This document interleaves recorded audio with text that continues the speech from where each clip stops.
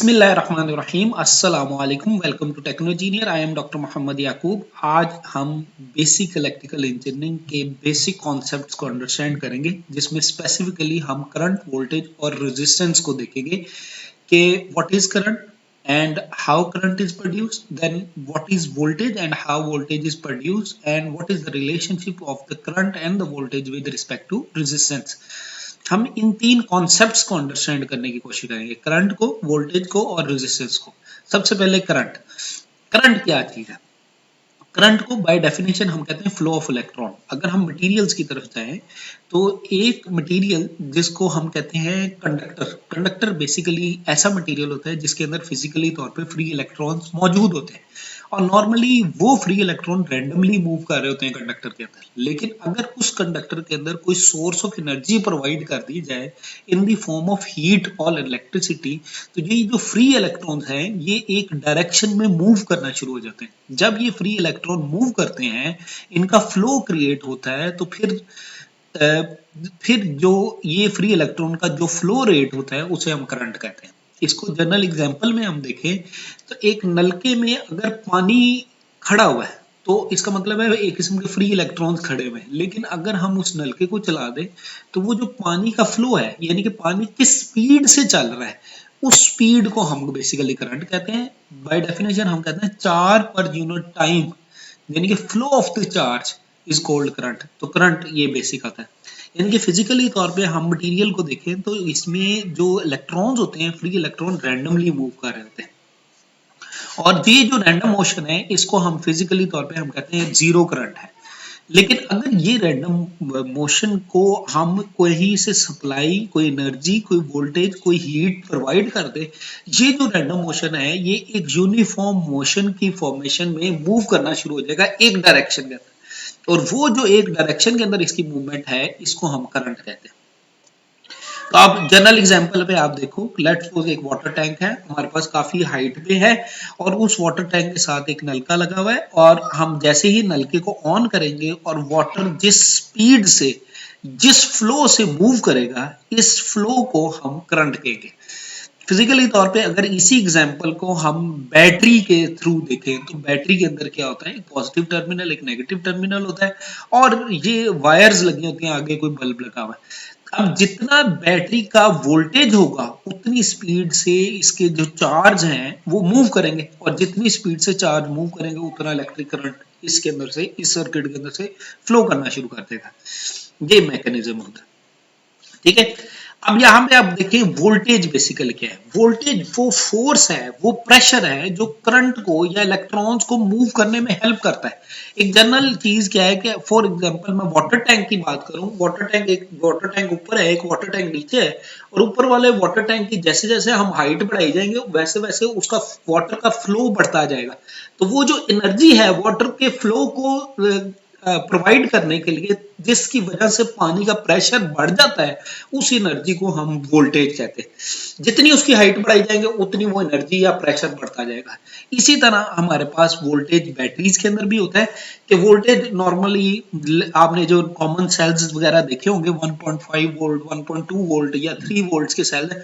जैसे जैसे ये सेल्स की कैपेसिटी बढ़ती जाती है उतना उसका वोल्टेज बढ़ता जाता है। इसका मतलब उसी तरह उसका प्रेशर बढ़ता जाता है। जितना वोल्टेज ज्यादा होगा उतनी फोर्स ज्यादा मिलेगी, और जैसे ही कोई क्लोज लूप बनेगा, यानी कि बैटरी के पॉजिटिव टर्मिनल और नेगेटिव टर्मिनल के दरमियान कोई क्लोज लूप बनेगा, तो उसी फोर्स से करंट फ्लो करना शुरू हो जाएगा, और वो करंट जो फ्लो करेगा वो उतना फिर बल्ब को ग्लो करेगा।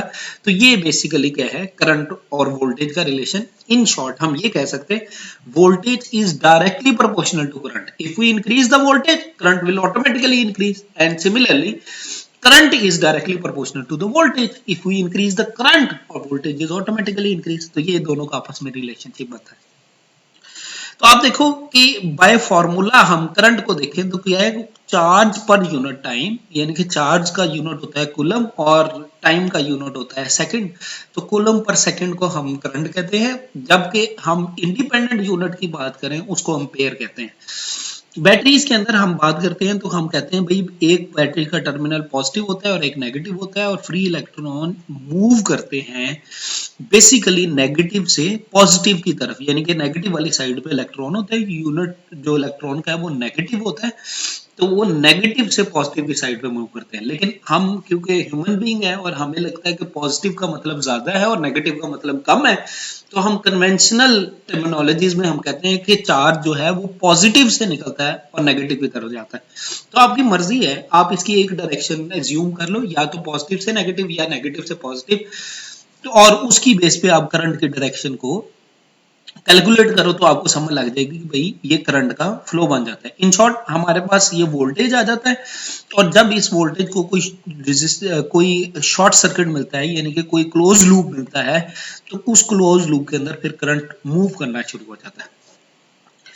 अब ये जो मूवमेंट है, इस मूवमेंट के अंदर फिजिकली तौर पे एक जगह पे वोल्टेज है, एक जगह पे करंट है, और दरमियान में क्या है, रेजिस्टेंस।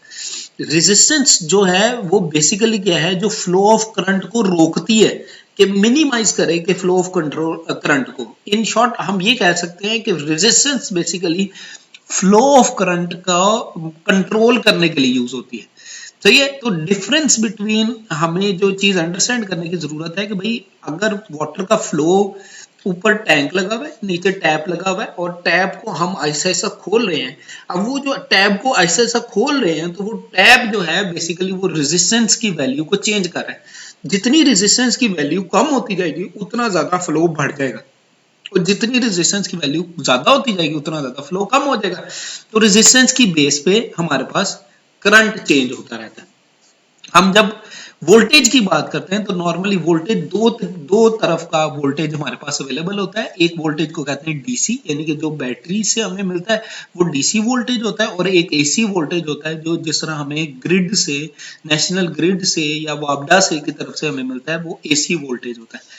डीसी वोल्टेज यूनिफाइड एक डायरेक्शन में मूव करता है, जबकि एसी वोल्टेज जिसको कहते हैं ऑल्टरनेटिंग करंट, ये क्या करता है, कभी फॉरवर्ड जाता है और कभी वापस आता है, कभी फॉरवर्ड जाता है कभी वापस आता है, ये ऑल्टरनेटिंग होता है।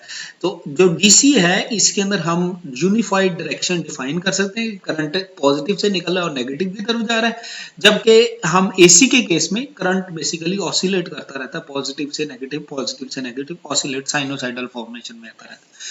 अगर हम सोर्सेज की बात करें तो जो वोल्टेज प्रोड्यूस करने की सोर्सेज आती हैं डीसी के केस में, वो बैटरी आती है या सोलर सेल्स आते हैं, जबकि एसी के केस में ये रोटेशनल मोशन से प्रोड्यूस होता है, और रोटेशनल मोशन में जिस तरह जनरेटर्स आ जाते हैं, विंड टर्बाइंस आ जाती हैं, ये बेसिकली एसी वोल्टेज को जनरेट करने की कोशिश। सही है। तो हम वोल्टेज को डिफाइन करें तो वोल्टेज बेसिकली क्या है, work done divided by charge, और वर्क को अगर हम डिफाइन करें तो वर्क का यूनिट जाउल होता है और चार्ज का यूनिट कूलम होता है। तो जाउल पर यूनिट पर कूलम को हम वोल्ट कहते हैं, और वोल्ट बेसिकली हमारे पास वोल्टेज का यूनिट आ जाता है, VOLT, वोल्ट हमारे पास वोल्टेज का यूनिट आता है। दोनों का डिफरेंस देखें तो वोल्टेज क्या है, जनरेट बाय डूइंग वर्क और charge in devices. Normal sources क्या होती हैं, बैटरी, सोलर सेल या जनरेटर, जबकि करंट को कहते हैं get by placing voltage across the things, के दो रिंग के दरमियान में जब हम क्लोज लूप बनाते हैं तो इसमें से करंट फ्लो करने लग पड़ता है।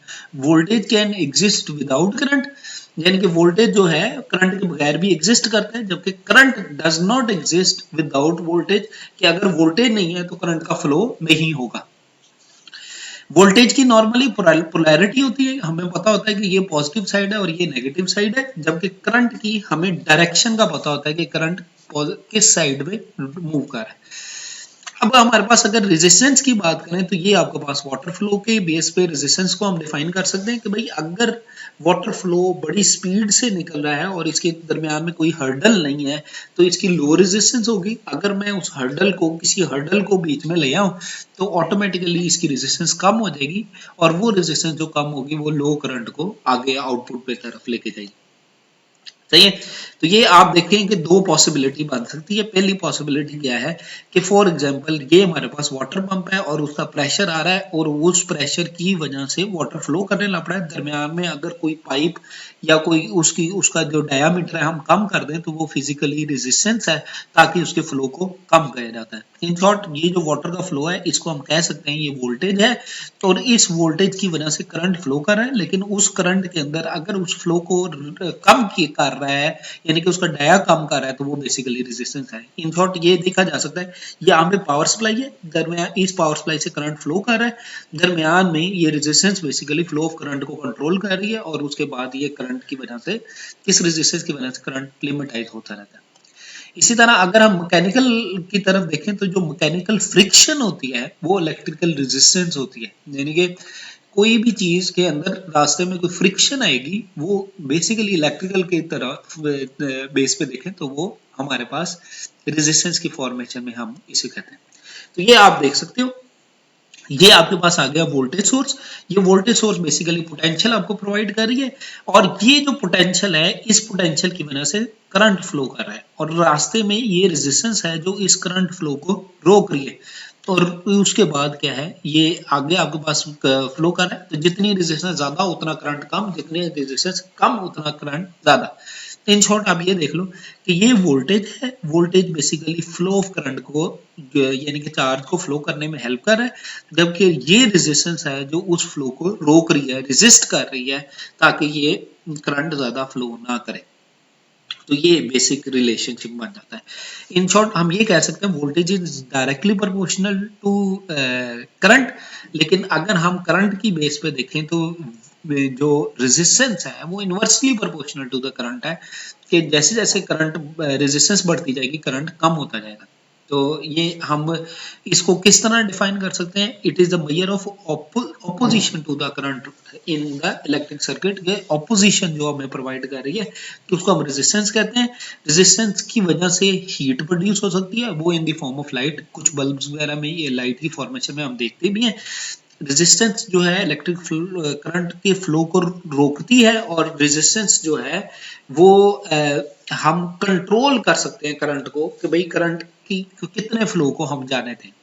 इन शॉर्ट ये किया जा सकता है, it is use to limit the current value. आपके पास फॉर एग्जांपल ये बल्ब लगा हुआ है, और बल्ब के अंदर डायरेक्टली सप्लाई देंगे तो बल्ब ज्यादा ग्लो करेगा, अगर रेजिस्टेंस लगा देंगे तो ऑटोमेटिकली रेजिस्टेंस के क्रॉस वोल्टेज ड्रॉप होगा, करंट का लेवल कम हो जाएगा, और उसकी वजह से बल्ब भी कम ग्लो करेगा। तो ये हमें रेजिस्टेंस का फर्क पड़ता है। थैंक यू, जज़ाकल्लाह। अल्लाह आपके लिए आसानियत अता फरमाए, और आसानियाँ खल्क़े खुदा में तकसीम करने की तौफीक अता फरमाए। अगर कोई कन्फ्यूजन कोई इशू वगैरह है तो कमेंट सेक्शन में लिखना है। अल्लाह हाफ़िज़।